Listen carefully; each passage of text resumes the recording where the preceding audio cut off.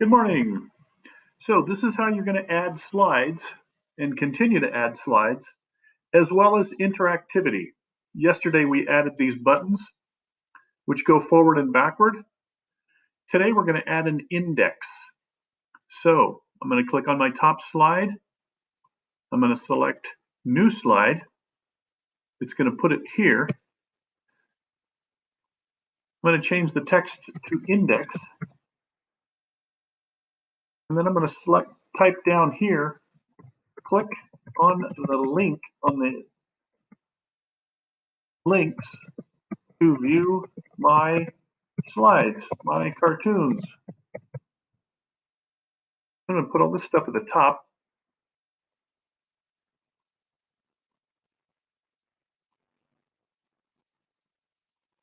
Make this really small.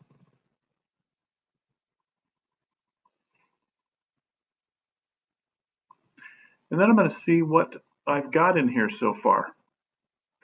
So this one's April 29th. I obviously have not updated this in a while, so let's update this one. Because since the last time we did this, there have been several cartoons added. So I'm going to, again, since I want the newest one on top, I'm going to right mouse click on this slide and select Duplicate Slide. That's going to duplicate the slide and put it above, or actually below, but I want the one above it. So after April 29th, I had April 30th. And again, I'm just going to leave it period 4 here. I'm going to delete this one. Then I'm going to insert a picture by clicking Insert Image from Drive. See what I've got recently on my pictures. Here's today's, but that's not the one I'm going to put in there. Oh, it's adding all kinds of things in here. 4:30, there we go. Insert. If you want to move these around like this and put it on the side, and even make it smaller for that matter, so that you can make your image larger, play around with that. Just move things around. Here's how you move things.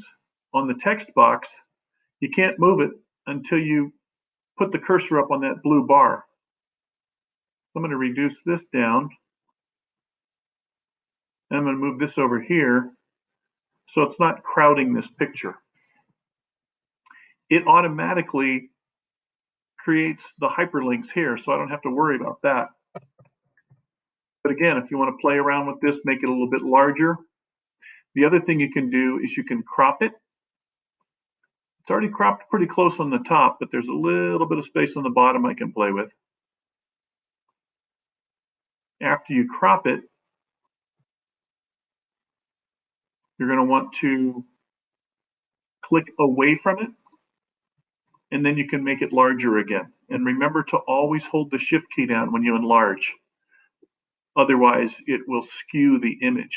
And you can even bring the image off the page a little bit if you want. So watch what happens when I present this and up here at the top where it's cropped. So it's cropped all the way up here in the top. And again, my arrows work like this, forward and back. I'm going to hit the exit down here at the bottom. And then I'm going to do one more thing on the index page. We started these drawings on April 27th. So on the index page, I'm going to grab a text box and I'm just going to put 527. Stretch it out like this a little bit. Over here, I'm going to switch the alignment of the text. Watch what happens to the text when I click center. It's centered now inside here. The other thing I want to do is I want to put an outline on it. So the border weight, I'm going to do 1 pixel or 2 pixels. And now I've got a placeholder for a link to page 6. So I'm going to click on this and copy it, Control C, and then I'm going to paste Control V and make a series of these because I want one for each of my cartoons that I currently have.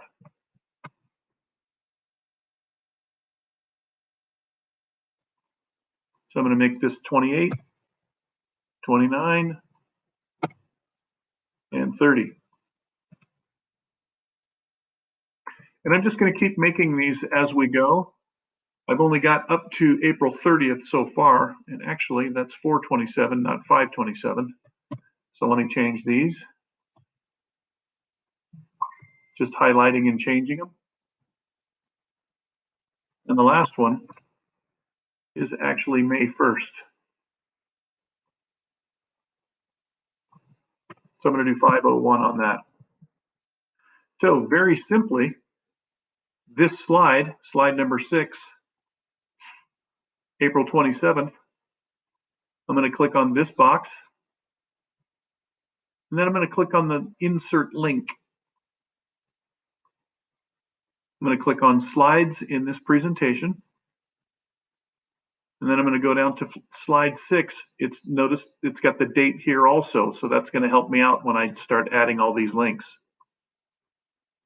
Apply that, click on the next one.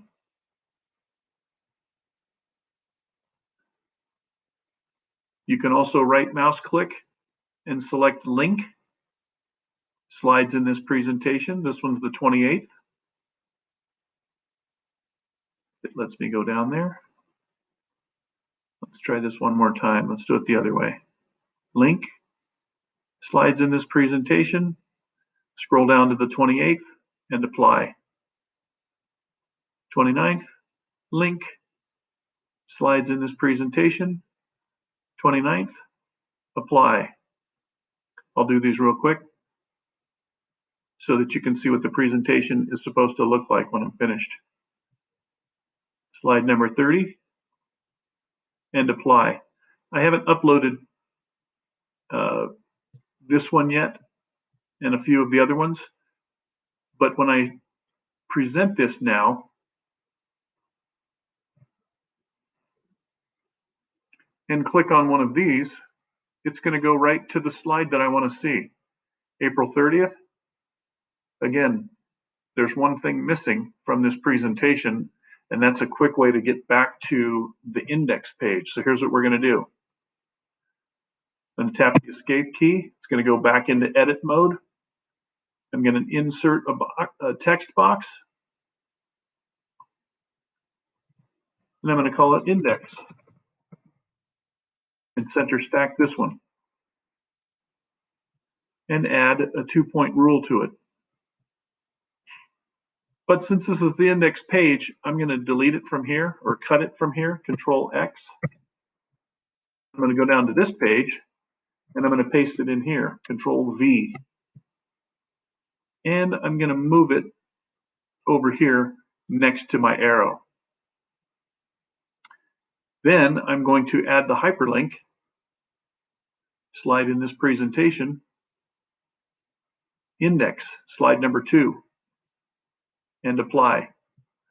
So now I can copy and paste this, Control C, click on my next slide, Control V.